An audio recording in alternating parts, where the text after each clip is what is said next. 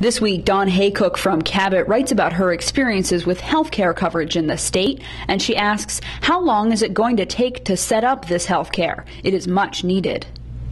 Our single-payer health care reform will go into effect in 2014 on the same day that the federal bill goes into effect, because we are using some of the federal dollars and we're creating a single exchange within the bill that President Obama passed in order to help us get to a single-payer health care system. So I'd like to do it more quickly, but realistically, it's 2014 when we hope to have all Vermonters in a single pool, access for all, affordable, quality health care as a right and not a privilege.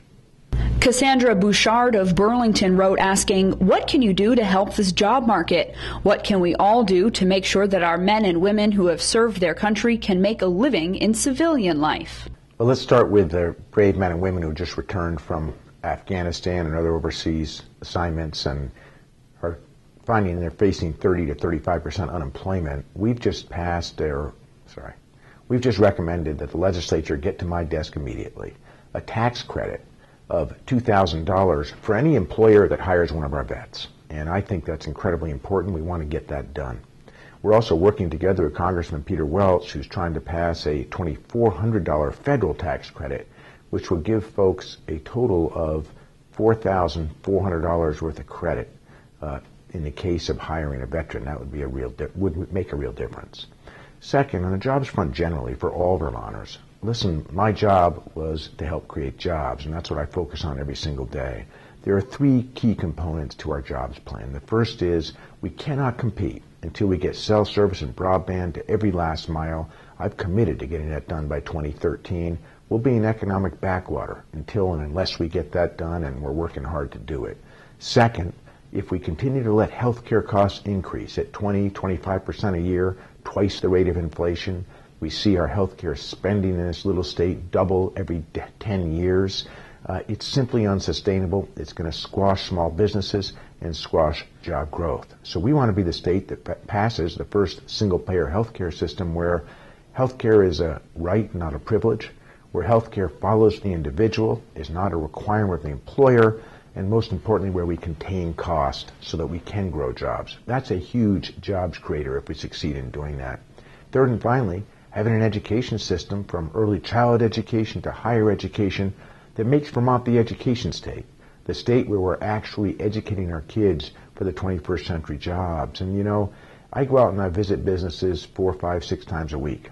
More often than not, when I say to the people who run those businesses, as governor, what can I do to help you grow jobs? They say three things.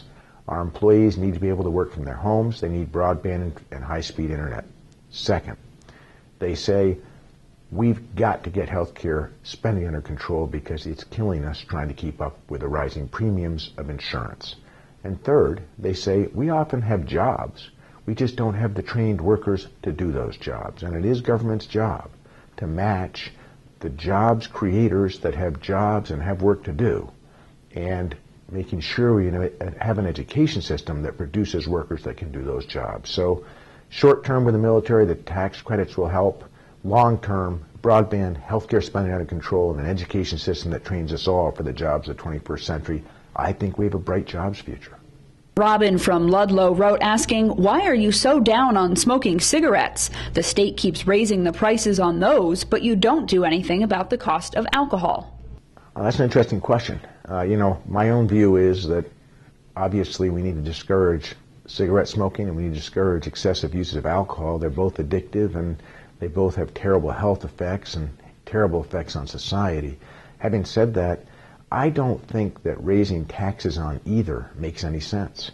Right now, Vermont has a $23 million unexpected surplus from this fiscal year, and almost $6 million, $5.2 million of that extra money is coming because right now our cigarette tax is lower than our neighbors in New York and Massachusetts, so they're migrating to Vermont to buy 4, 5, 6, 8, 10 cartons of cigarettes.